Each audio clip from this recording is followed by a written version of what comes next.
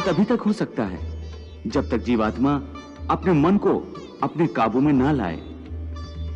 जब तक मन काबू में नहीं आएगा, वो इंद्रियों को उनके विषयों की ओर ही दौड़ाता रहेगा। विषय उनको बुलाते हैं, इंद्रियां उनकी तरफ भागती हैं और मन जीवात्मा की परवाह किए बगैर रथ को उस ओर लिए जाता है। परंतु जब तुम स्वयं मन के अधीन न रहकर मन को अपने अधीन कर लोगे, तो वही मन एक अच्छे सारथी की तरह तुम्हारे शरीर रूपी रथ को सीधे प्रभु के चरणों में ले जाएगा। इसीलिए मैंने कहा था कि मनेव मनुष्यानाम कारण बंधन मोक्षेय, अर्थात यदि मन तुम्हारा स्वामी है और तुम उसके अधीन हो, तो वो तुम्हें माया के बंधन में जकड़ता रहेगा। और जब तुम मन पर काबू पालोगे और उसके स्वामी हो जाओगे, तो वही मन तुम्हें मोक्ष के द्वार तक ले जाएगा।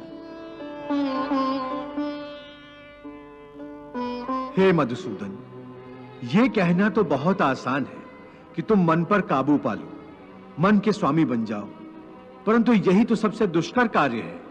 हे केशव, मन तो वायु की तरह चंचल है।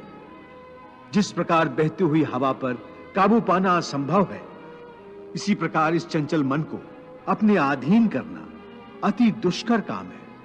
हे अर्जुन, तुम्हारा यह कहना सत्य है कि मन अति चंचल है।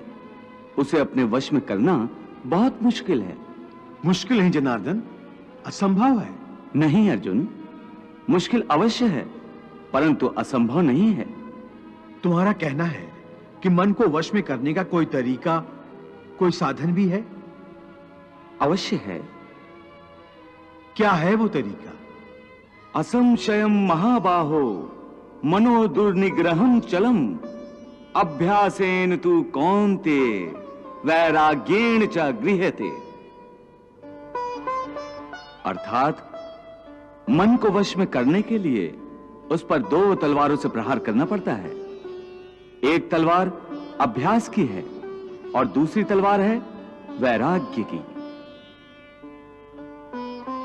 अभ्यास और वैराग्य?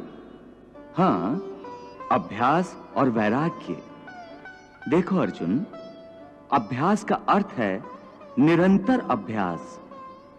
मन को एक काम पर लगा दो, वो वहां से भागेगा, उसे पकड़ कर लाओ, वो फिर भागेगा, उसे फिर पकड़ो। ऐसा बार बार करना पड़ेगा।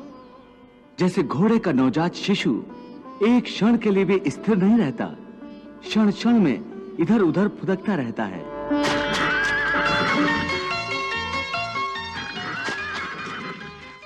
उसी प्रकार मन भी क्षण क्षण में इधर उधर फुदकता रहता है। एक चंचल घोड़े की तरह मन भी बड़ा चंचल होता है,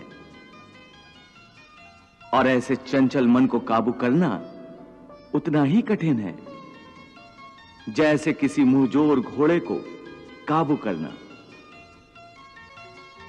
ऐसे घोड़े को काबू करने के लिए सवार जितना जोर लगाता है, घोड़ा उतना ही विरोध करता है और बार बार सवार को ही गिरा देता है।